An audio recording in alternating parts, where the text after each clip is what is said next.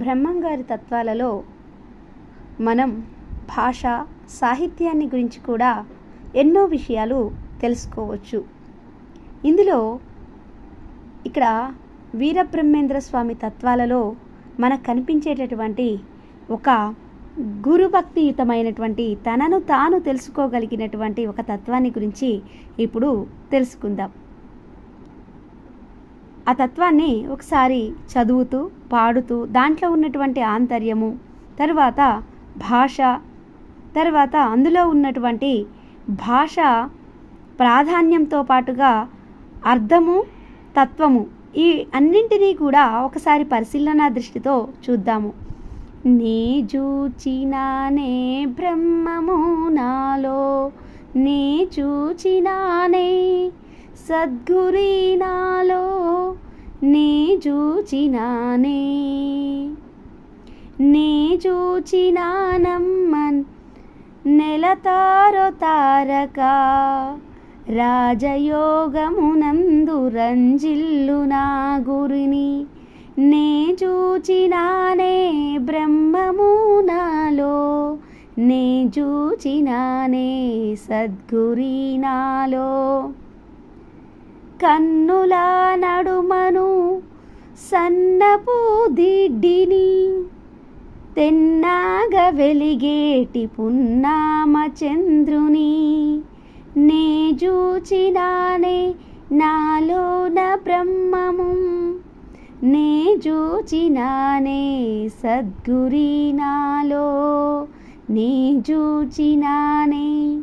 పాలభాగమునందు నీలజ్యోతుల నడుమ నోలలాడుచున్న వరలింగమూర్తిని, నే చూచినానే నాలోన బ్రహ్మము. చూపుల లోపల పాలాల నడుమ మాను వ్యాపించి వెలిగేటి ఆ పరం జ్యోతిని, నే చూచినానే.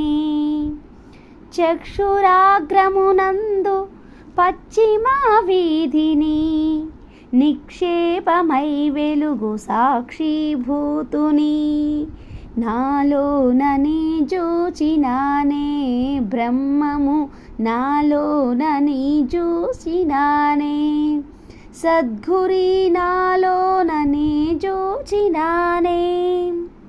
చందమామకు నడుమ కుండలాకృతి అని, ఆనందముగ నేడు మారిపోతుంటారయ్య, నే చూచినానే నాలోన బ్రహ్మము, నే చూచినానే సద్గురి నాలోన నే చూచినానే. చూడండి, ఇందులో తనను తాను తెలుసుకోవడమే బ్రహ్మజ్ఞానము. అటువంటి బ్రహ్మజ్ఞానము తనను తను తెలుసుకునేటటువంటి నేపథ్యంలో తనలో ఆ జ్ఞానానికి మార్గాన్ని చూపేటటువంటి గురువుని కూడా తనలో తానే అంటే అన్వేషించేటటువంటి నిరంతరము అన్వేషించటము, సాధన చేయడము, ఇవన్నీ కూడా తనను తానుగా క్రమబద్ధీకరించుకోవడం, క్రమబద్ధీకరించేవారే గురువు. అటువంటి ఒక గురు స్వభావాన్ని, ఒక జ్ఞాన స్వభావాన్ని తనలో తాను చూడడమే బ్రహ్మజ్ఞానం యొక్క తత్వము అని చెప్పేసి ఎంతో చక్కటి వివరణతోటి ఇక్కడ కవి అతి తేలికైన పదాలతో వివరించారు.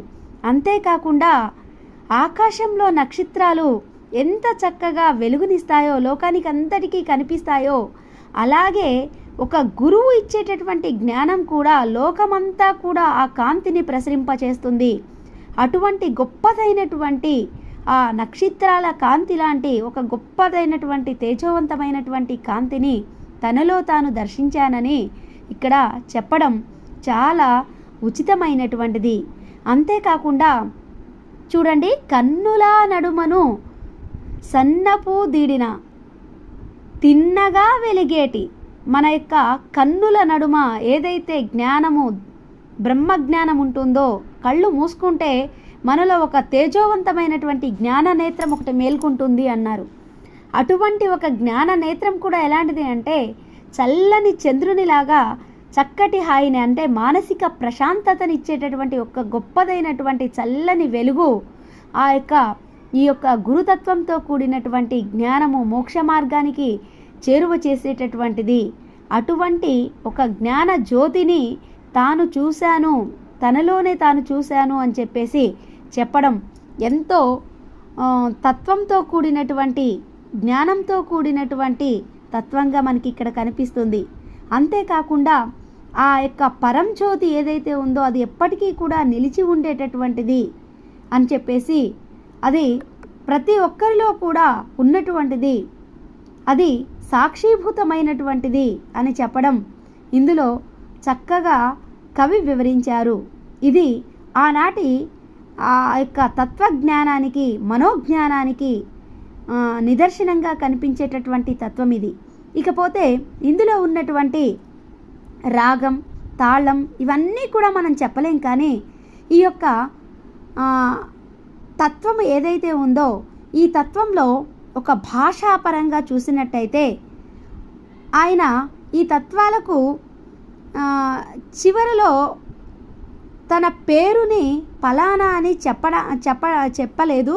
అట్లా అని చెప్పేసి ఈ తత్వాలు ఎవరు చెప్పారు, ఎవరు కూర్చారు అని కూడా మనం చెప్పలేము. ఎందుకంటే ఇవన్నీ కూడా కాలానుగుణంగా వచ్చినటువంటి బ్రహ్మంగారి తత్వాలుగా చెప్తూ ఉన్నారు, అలానే చలామణి అవుతూ ఉన్నాయి. కాబట్టి బ్రహ్మంగారు రాశారా లేకపోతే పోతులు వీరయ్య గారు రాశారా అనేది కూడా మనకి ఇక్కడ తెలియడం లేదు. కానీ ఈ తత్వంలో ఉన్నటువంటి ఛందస్సు, అలంకారాలు, లేకపోతే భాష, అక్షరాల యొక్క లాలిత్యాన్ని మనం చూసినట్టయితే హ్రస్వాచ్చులు దీర్ఘాచ్చులుగా, దీర్ఘాచ్చులు హ్రస్వాచ్చులుగా మారటం అనేది ఇక్కడ అక్షరాలు ఎలా మారుతున్నాయి, అలా మారినప్పుడు అర్థంలో తేడా రాకుండా కవి ఎంతో సందర్భానుగుణంగా విపులంగా తెలియచేయడం మనకి కనిపిస్తుంది.